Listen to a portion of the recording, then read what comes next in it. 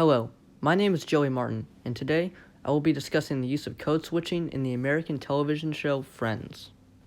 Friends first aired on September 22nd, 1994, with its final episode airing on television on May 6, 2004. This television show, spanning nearly a decade, portrayed three young men and three young women, all living in the same apartment complex, who go on various exciting and humorous adventures with one another. This apartment complex is located in Manhattan, New York, which is now known as the Friends apartment. For this FOA, I will be focusing on Part 1 with the learning outcome of analyze the impact of language changes.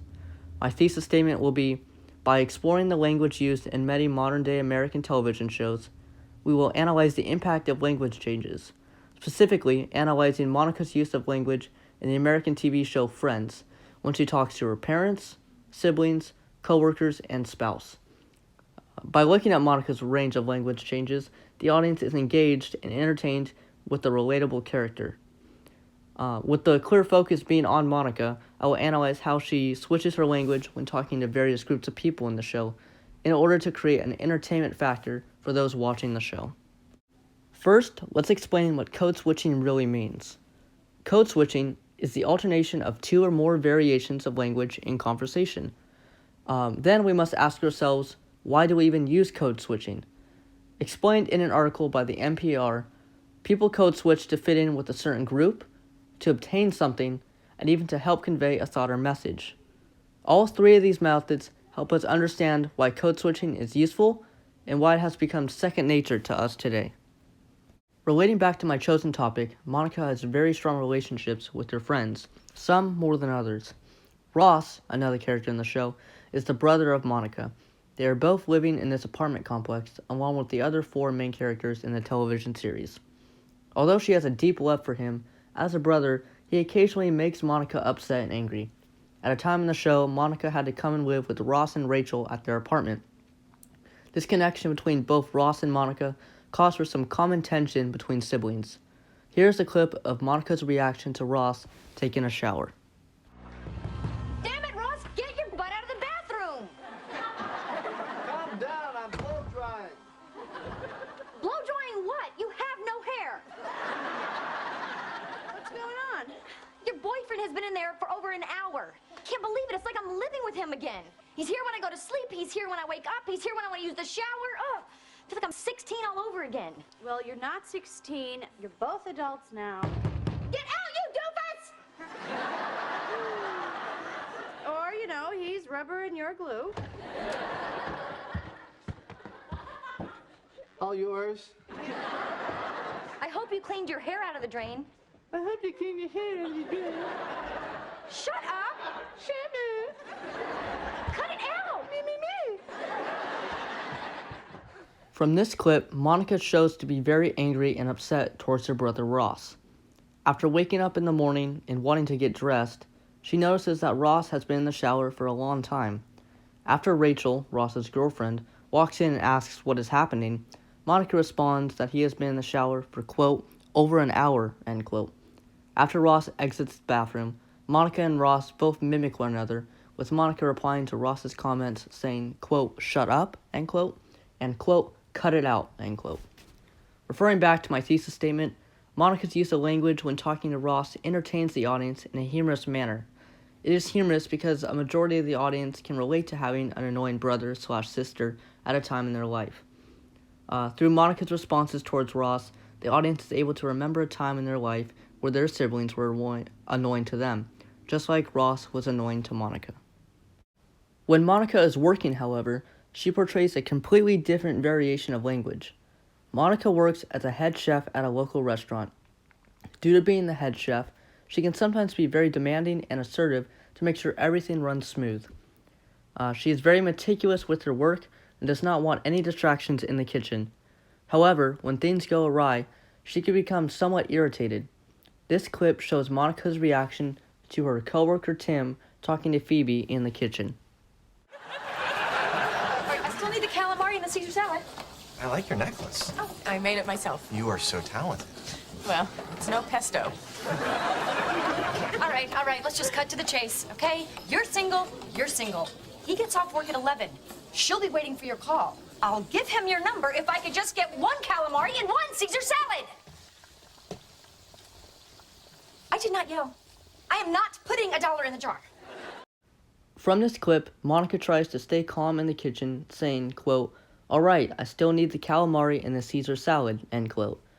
After ignoring Monica, Phoebe and Tim continue to talk to one another, both not obeying their orders given to them by Monica.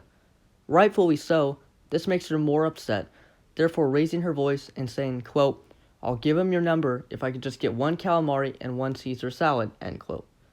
The kitchen then becomes very quiet and everyone goes back to working. Monica's language starts off calm, as although she is the head chef, she still tries to stay professional and calm in the kitchen. She understands that this can be a stressful job at times and wants to deal with the situation as calm as possible. However, after Tim and Phoebe do not listen to her commands, Monica becomes angry, yelling at Tim.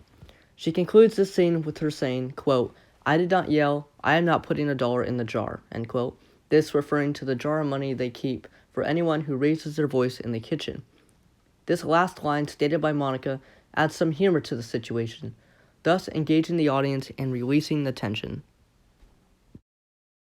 Season 1, Episode 2 was one of the first times where we saw Monica and Ross talking to their parents. As shown numerous times throughout the show, Monica and Ross's parents clearly show that they prefer Ross over Monica in nearly every aspect. When they have conversations with one another, the positive attention is always shined on Ross, whereas the negative aspects are shown with Monica. This clip of when Monica and Ross brought them over for dinner clearly shows their parents' preference on child. Well, at least you had the chance to leave a man at the altar. What's that supposed to mean? Nothing. It's an expression.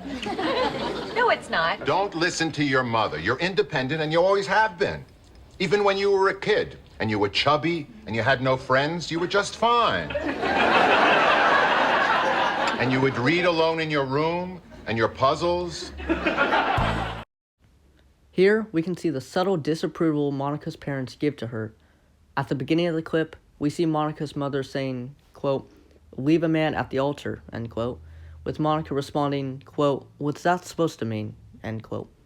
For some additional information, the expression "leave at the altar" means to not get married due to one deciding against marriage at the last minute.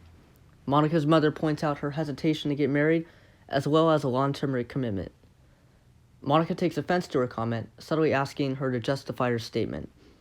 After Monica's short conversation with her mother, her father continues to demean her, stating that early on in life she was, quote, "chubby," and, quote, "had no friends," end quote. While attempting to portray her as an independent woman, her parents just humiliated her. Monica tries to brush off these comments and continue her meal. This clearly portrays Monica as a relatable character in the show. This particular scene can relate to young children and adults who might not have been their parents' favorite child. Not only can the scene be relatable for some audiences, but also engaging to see Monica's responses to her parents' rude commentary. Although Monica may seem like a rude and angry character, she has a much softer side, especially when she is talking to her husband, Chandler. She loves Chandler and enjoys the time she spends with him, no matter where they are. In Season 9, Episode 22, Chandler and Monica come to the decision that they are going to adopt a child. At first, Chandler and Monica are not so sure this is the right choice for them, but eventually, they come to a conclusion of adoption. Here's a clip of Monica and Chandler's conversation about adopting a child. That is so sweet. Well, I love you. So, this leaves us with... Adoption. How do you feel about that? I think I feel okay about it. Actually, I think I feel really good about it. Me too. I want to find a baby that needs a home, and I want to raise it with you. And I want to mess it up in our own specific way. So this is it? We're really gonna adopt? Yeah. Oh my God, we're gonna be parents! We are going to be great parents. From this clip, we see a much happier and joyful Monica. She is ecstatic that her and Chandler agree on adoption and that she gets to raise a young child with the love of her life. This is seen when Monica talks about adopting, saying, quote, "I think I feel okay about it. Actually, I think I feel really good about it," end quote.